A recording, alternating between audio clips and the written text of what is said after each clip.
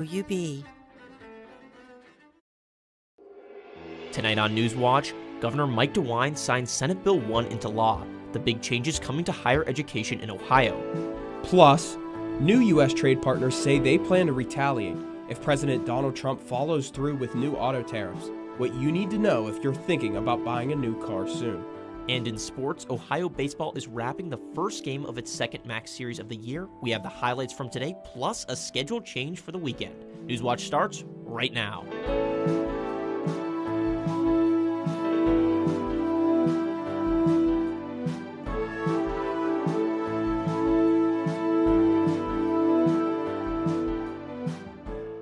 Thanks for joining us tonight. Just hours ago today, Governor Mike DeWine signed Senate Bill 1 into law. Good evening, I'm Joshua Herner.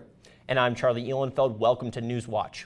The Enact Advance Ohio Higher Education Act, also known as Senate Bill 1, will overhaul higher education in Ohio. The bill was sent to DeWine's desk on Wednesday. The law prohibits mandatory diversity, equity, and inclusion, or DEI, programs in Ohio's public universities and determines what material can be taught in the classroom. It also bans faculty unions from striking and makes collective bargaining more difficult. A few days ago, Ohio University's president released a statement telling students the law will change university programming. The law will go into effect in 30 days. Now, we have Emily Dietz with the latest in weather and what's going on this weekend. We've had a pretty crazy week so far. As we know, Ohio is very back and forth when it comes to the spring season, especially when it comes to the weather. Earlier this week, we were down in the 50s, and right now we are up in the 70s, about 78 degrees. And earlier today, we had a lot of rain showers. Now we're seeing mostly cloudy skies. But again, earlier today, a lot of these rain showers stayed in central to northern Ohio. Down here in Athens, we saw the bulk of our rain showers happen during the afternoon time, a little bit of thunder, but for the most part, a lot of these systems are clearing out for the rest of the evening and going on into tomorrow. As far as that heat goes, those spring temperatures are really feeling it all around the state, with Cincinnati pretty warm, up in the 80s already. And down here in southeast Ohio, we're about in the mid to upper 70s, and that unfortunately is not going to be going away anytime soon. We have a large warm front that's kind of stretching across our area, which is the reason that we do have this rain sitting over us today. But a lot of this warm air is coming up from the Gulf, so we're seeing a lot of moisture being pushed into our region as well, along with this big kind of warm air mass behind us, and unfortunately, again, that's not going away anytime soon. But for tonight, we'll see that overnight low of about 59 degrees with mostly cloudy skies. So again, that rain's pretty much gone for the rest of the evening, especially going on into tomorrow as we go into the early morning hours. But central and northern Ohio, again, are going to be in a bit of a rain belt. And we'll talk about that here in just a couple of minutes. But in the meantime, we're going to see a high of 80 degrees, and this is going to be our high for the week so far. So again, we're really warming up. Things are really ramping up as we get into spring. Going to see a lot of rainfall, so hopefully we see a lot of blooms around town, around campus as well, because I absolutely love some spring flowers. But overnight tomorrow night will be pretty similar to tonight, with that high of about, with that low of about 59 degrees. So we've got a lot of warm days, a lot of rainy days ahead of us as well. Be sure to stay tuned for my full forecast. We're really going to dive into what type of rain we're going to be seeing and how this is going to impact you this upcoming week.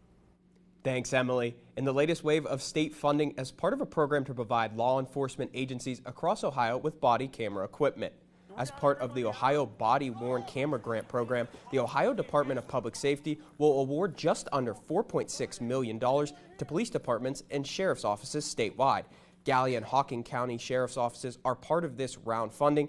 Gallia County will use almost $55,000 to set up new body camera programs, and Hocking will use the $14,000 of the grant money to boost their existing technology. Some Ohio House Democrats have new concerns about the state funding request for the new Cleveland Browns Stadium. House Assistant Minority Leaders Dontavius Jarrells and Representatives Terrence Upchurch and Danny Isaacson are asking Republican leaders to pause consideration of an amendment to add a $6 million bond package. The plans for the project include building a new dome stadium in Cleveland's Brook Park. The project includes funding from the state and the Haslam Sports Group. Majority House Republicans are set to unveil their budget on Tuesday. Mass layoffs are coming for the Department of Veterans Affairs. The VA Secretary says the department is looking at laying off about 80,000 employees to increase efficiency. Lee Waldman has more. The veterans just aren't going to get taken care of the way they should be. Fears are mounting for Veterans Affairs employees and their union representation, American Federation of Government Employees, over sweeping layoffs planned for the department.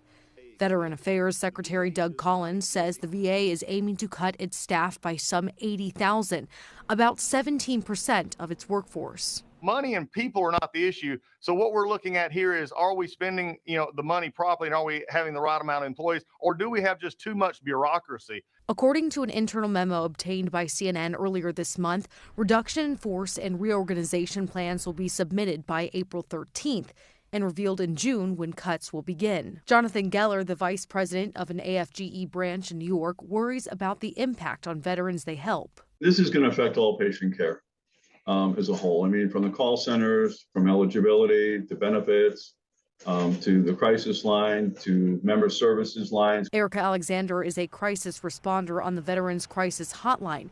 She believes layoffs will leave veterans without critical safety nets and mental health support. I think it's going to be hard to make sure that no calls go unanswered. They gave so much for their country, but Geller worries the country won't be able to give back to them. This was a promise. We promised these men and women to care for them. In New York, I'm Lee Waldman. The processing of some green card applications is now on hold. The Department of Homeland Security says some applications are held for additional screening and vetting. A DHS spokesperson says some are adjustment of status applications. That process applies to people who are in the U.S. legally and are eligible for a green card under certain categories, like foreign workers and family members, as well as refugees and asylum seekers. A DHS spokesperson cites a Trump executive order aimed at preventing the entry of terrorists or those who may pose a threat to security and public safety. A federal judge rules against a Cornell University student seeking to block 2 executive orders by President Trump. The administration used the orders in its crackdown on foreign students who took part in pro-Palestinian protests. The student, Mamadou Tall, had his visa revoked. The judge says the court doesn't have the kind of authority or jurisdiction, and Tall didn't show a clear threat to his rights being remedied by the lawsuit. Tall challenged one executive order related to combating anti-Semitism and another regarding threats from foreign terrorists. He said they are used to being unfairly treated, they're being used, to target pro-Palestinian protesters. Cornell suspended Tall last year, but then reinstated him. President Donald Trump says the new auto tariffs will bring manufacturing back to the U.S. Many economists say the downside could be a triple blow to American consumers. The new tariffs would add 25% to the cost of importing a car starting next week. Experts say duties on parts would make domestic models more expensive. Amy Kiley reports. Nothing is off the table to defend our workers and our country. Some U.S. trade partners say they plan to retaliate if President Donald Trump follows through with new auto tariffs. 25% duties on vehicles assembled outside the U.S. are set to start April 3rd. Tariffs on imported parts are scheduled to begin by May 3rd. Right now, the North American auto industry is effectively a collaboration between the U.S., Canada, and Mexico. If that changes, Canada's Prime Minister says his country will respond forcefully. We will fight the U.S. tariffs with retaliatory trade actions of our own that will have maximum impact in the United States and minimum impacts here in Canada. He also says Canada is looking for new trade partners. It's going to disadvantage our car industry, and it could eventually cause even more pain in terms of job loss in the long run. The Mexican president says she'll wait until next week to respond. Germany's economy minister says, quote, "We will not back down." And Japan's prime minister says all options are on the table regarding the tariffs. It's a lose-lose, and that's also frustrating. Most economists say Trump's tariffs themselves will raise U.S. car prices. His administration downplays that. The 25% tariff is going to be absorbed in a lot of different ways, and we're going to race to get more production here.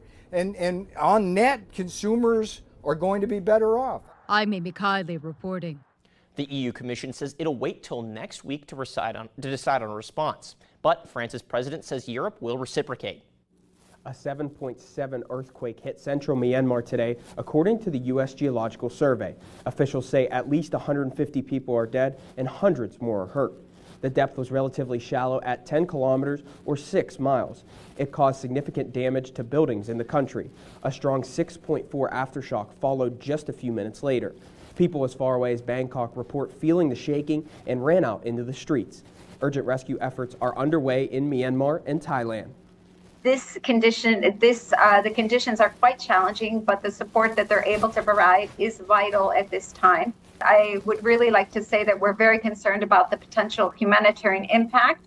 In Myanmar, an emergency situation is declared and the fire brigade is dispatched as they're trying to find any remaining survivors.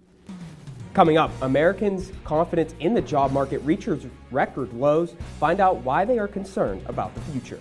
And a popular chip brand issues a recall about concerns of allergic reactions. Find out what you can do to stay safe.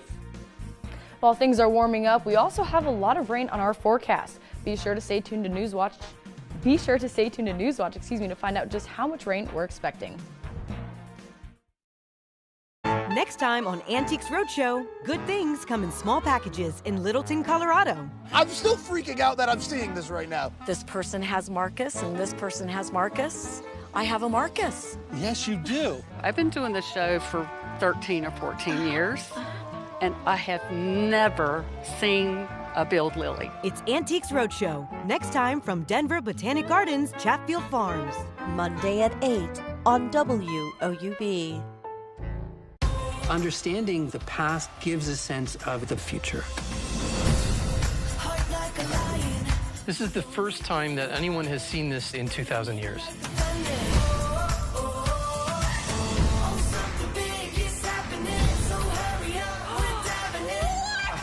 This is amazing. Well, I'm excited now. Pompeii is a battle against time.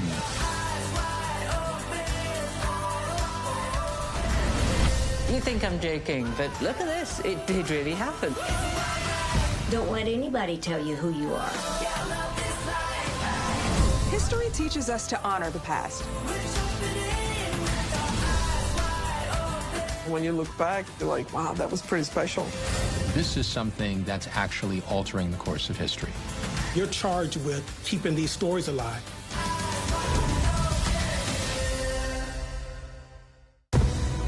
Oh my God, this is like paradise. We as humans can learn a lot from this. We're in a whole new era of science. I get goosebumps just thinking about it. On Katavi's plains, fortunes change in a heartbeat. This really huge animal lived here 40 million years ago. From the smallest thing to the biggest, their survival is so connected. Wednesday on WOUB.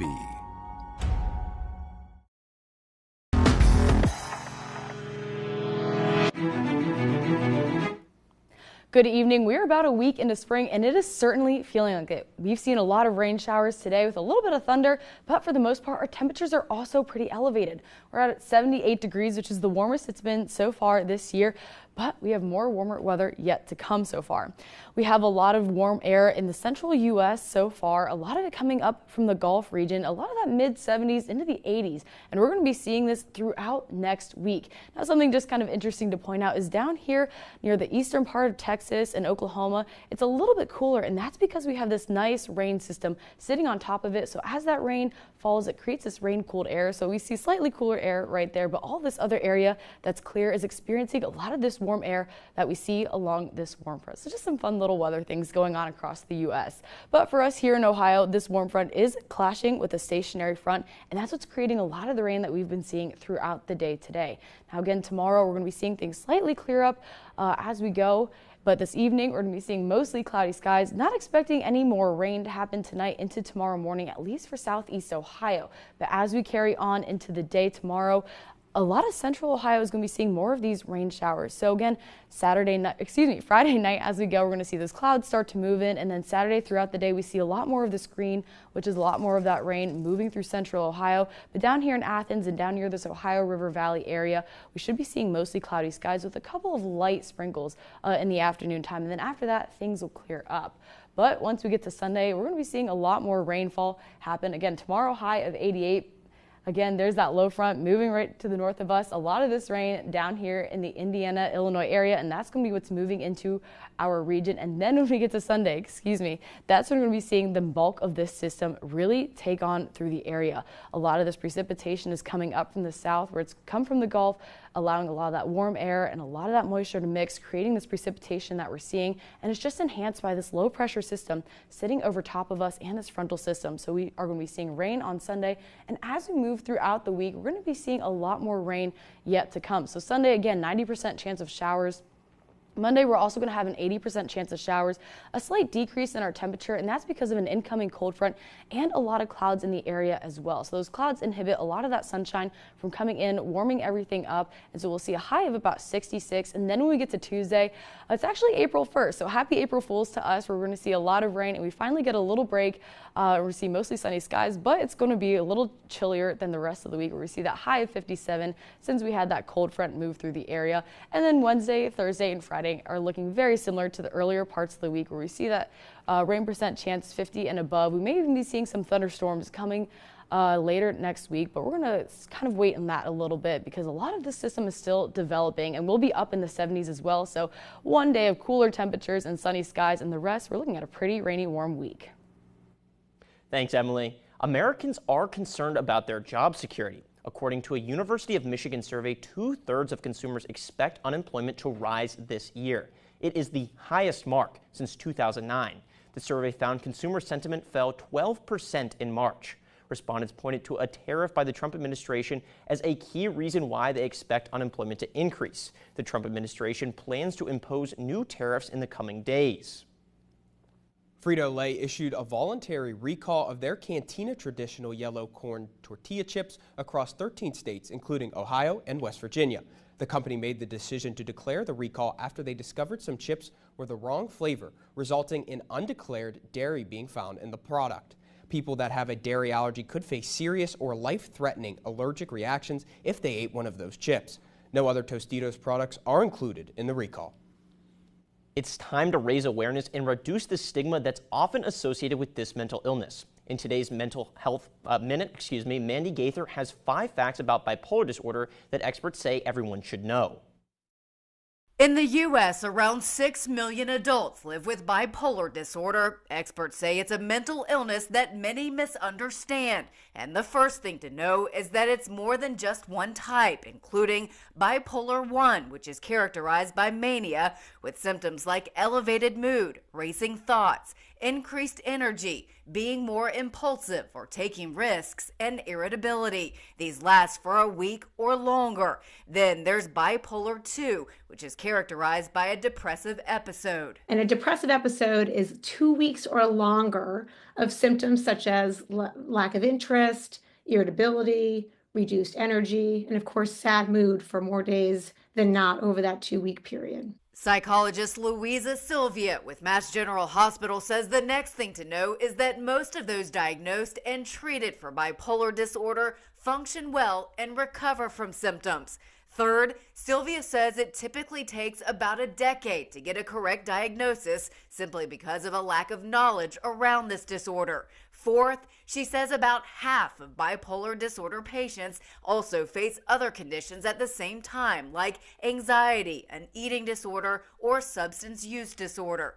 Finally, if you're experiencing symptoms of bipolar disorder, help is out there. Sylvia says primary care physicians can help find a treatment that's right for you, but early detection is important. The more episodes you actually experience of bipolar disorder, evidence suggests that makes it more difficult to treat. For Health Minute, I'm Mandy Gaither. Sylvia says one of the challenges with bipolar disorder is that more than a quarter of Americans live in areas where there aren't enough mental health care professionals, making it harder to find appropriate treatment.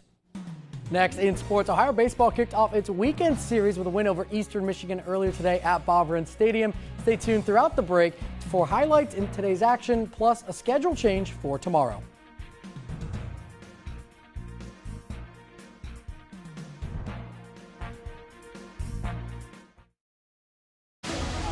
You're a mother-to-be, and I'm your midwife. The more you tell me, the more I can help you.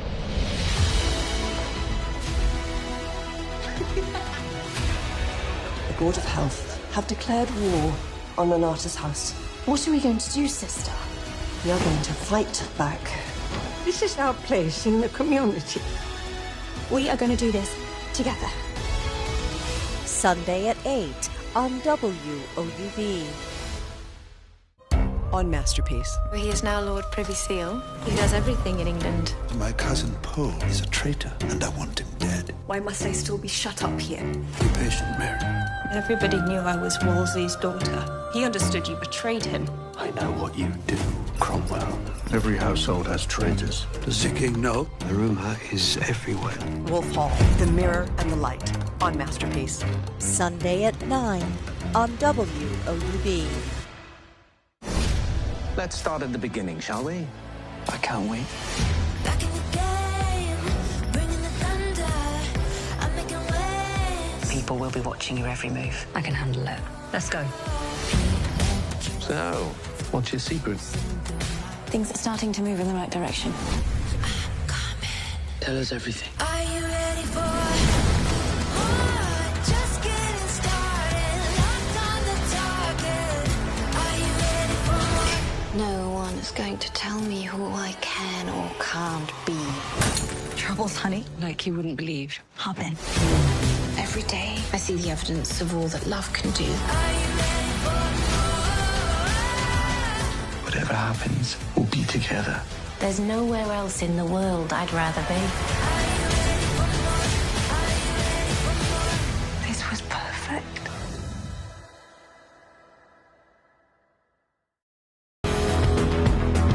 Good evening and happy Friday. I'm Andrew Bowlby. The rain from earlier today cleared up and Ohio baseball was able to start their weekend series against Eastern Michigan with a win. This game started out as a pitching duel in the first 5 innings. Blake Gasky for Ohio and Drew Beckner for Eastern Michigan were solid through the first half of the game. EMU was able to break through with runs in the 3rd and 5th by a single and a hit by pitch. Ohio had very little offense with 2 hits heading into the 6th inning, but that all changed with a sequence that begun with a Blake Reed scoring off a wild pitch. Then J.R. Nelson and Paulie Mancino hit RBIs, and Ohio flipped the field, taking a 3-2 lead. The Eagles tied the game at 3 before Mancino scored the game-winning run in the bottom of the 8th. Now, because of a chance for storms on Sunday afternoon, the teams will change the schedule for the weekend and play a doubleheader tomorrow beginning at noon. Game 2 tomorrow will start at 3 or 40 minutes following the first game, and Saturday will be an opportunity for Ohio to improve their standing in the MAC after entering this weekend in the bottom third of the conference. Now, Ohio softball is also in action this weekend, currently on the road facing Northern Illinois in a Friday doubleheader. Here's the box score from today's first game that Ohio won 8-4. The Bobcats chased last year's All-MAC first-team pitcher Danielle Stewart, scoring 7 of their 8 runs on her. Ohio was up 8-1 going into the bottom of the 6th before the Huskies scored 3 straight runs. However, Anna Wise closed the game and Ohio took care of business, winning the first game of the series. Game 2 of the series is currently underway with Ohio leading 3-1 in the 6th inning. Skip Miller is on the mound dealing for Ohio, and she has allowed just 1 run and has recorded 2 strikeouts. The series will wrap up tomorrow at 1 p.m. with the Bobcats looking to keep a perfect record in the Mid-American Conference. Now, today is March 28th, meaning we are just 5 months away from Ohio football beginning their 2025 season. And with the transfer portal set to reopen on April 16th, there is still work to do ahead of week 1. Now, you're seeing Ohio's departures from last year, and maybe most notable on this list is edge rusher Bradley Weaver. He's off to play for Rutgers, who will be the Bobcats' first opponent next year. They will also lose other defensive pieces in C.J. Doggett and Stellan Bowman. Offensively, much of what is gone for Ohio is gone because of graduation. Ricky Hunt Jr. heads to Tulsa after a few seasons as the backup running back in Athens, while Jacob Dennison heads to the ACC at Wake Forest. The special teams also see Gianni Spedic and Colby Garfield departing Athens. Now, those 2 are the players that are gone, but C.A. Bangura will make his return to Athens this fall as the team's top running back. Bangura made 12 starts in the 2022 season and won MAC Freshman of the Year with a 1,000-yard campaign. Head coach Brian Smith says the team is excited to have him back. All the guys were really excited to have him back, and that's a reflection of the character when he was here, that they enjoyed playing with him. They think he's a good teammate and a good person, and what I told him was, you're not coming back in the same role as you left, so you have to be humble. Fall time will be here before we know it. In Ohio, they kick off their season against Rutgers on August 28th. Back to the desk. Still ahead, pickle lovers in Athens take on the annual Pickle Fest. Stay tuned to find out how many pickles the winner ate.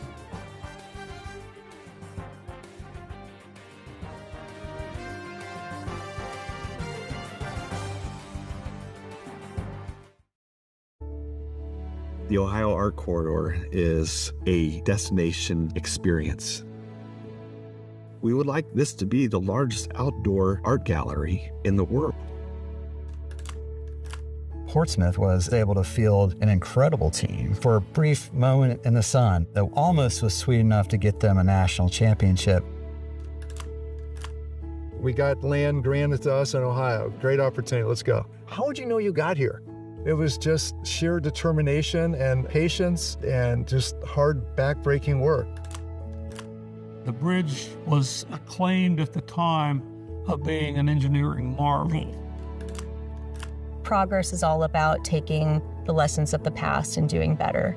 So I would hope that now that we know better, we will do better.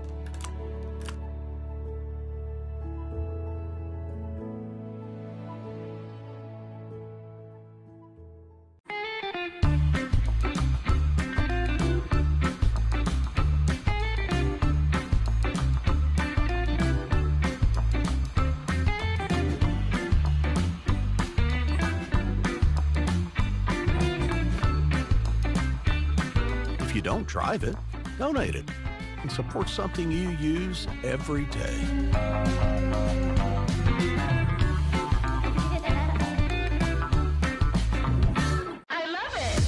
We're on the precipice of a great discovery. I love it. Welcome! Whoa, Nelly! Let's set this palace on fire. Welcome to the News Hour. What does it mean politically? Oh. Fasten your seatbelt. I love it.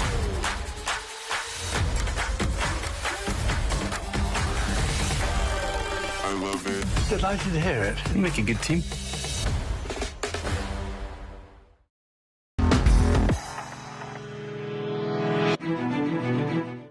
This weekend, Canadians and Americans will get a special sunrise. A partial solar eclipse will be visible Saturday morning between 5 and 9 a.m. Eastern Time.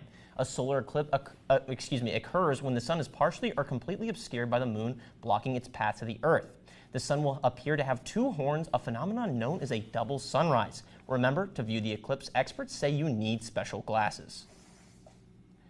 Well, it was a big day for pickle lovers here in Athens as Bagel Street Deli hosted its 25th annual Pickle Fest. The challenge, eat as many pickles as you can in 10 minutes, and these were no small pickles. The ceremonial Pickle Fest horn marked the start of the contest as fans watched 15 brave contestants take on the annual pickle eating challenge. Contestants were split into 3 heats, testing the limits of their immune system while also showcasing their love for pickles. The winner gets to create their own bagel witch that will temporarily be placed on the restaurant's menu. Now, you may see a familiar face on the screen. Our own Morgan Anderson, a certified pickle lover, took the stab at the challenge, downing 5 pickles. Though a good effort, Morgan fell short, losing to JT Whaley, who ate a total of 10 pickles. Well, moving from pickles to some, beautiful weather this weekend. Northern Lights, cherry blossoms, are we going to get to see any of it? Yeah, there's a lot of things those have in common, and that is greenery. So we're going to see a lot of greenery with a lot of the rainfall that we've been having going on. And with the cherry blossoms, the rain can be a little detrimental to it actually because it can knock some of the flowers off of the tree. So definitely recommend getting out and seeing the blossoms before we have a lot of the rainfall that we're expecting later on. But in the meantime tonight, we're not going to see as much rainfall. We're going to see mostly cloudy skies. We're going to see an overnight low of about 59 degrees. And as we go into tomorrow, it's going to be our hottest day of the week. We're going to see a high of about 80 degrees, another overnight low of 59 with mostly cloudy skies. And that's mainly down here in southeast Ohio. If you're living in central Ohio, you're going to see quite some rain showers actually tomorrow, and that's just going to kick off the week. Sunday and Monday are going to be pretty rainy days, also pretty warm. Tuesday, happy April 1st. We'll see partly sunny skies, and that's going to be our coldest day of the week. Still 57, so still pretty warm out, but definitely an Ohio spring. And the rest of the week, we're still looking at some rain showers. So it's definitely going to be warming up next week and a lot of rain. So be prepared for that. Make sure to pack your umbrella, grab a rain jacket, and also take extra precautions if you're traveling anywhere or doing any driving, especially to work. That does it for our broadcast this evening. Thanks for watching. For Andrew Bowlby and Emily Dietz, I'm Joshua Herner. And I'm Charlie Ehlenfeld. Stay tuned for the PBS NewsHour coming up next. Have a great night.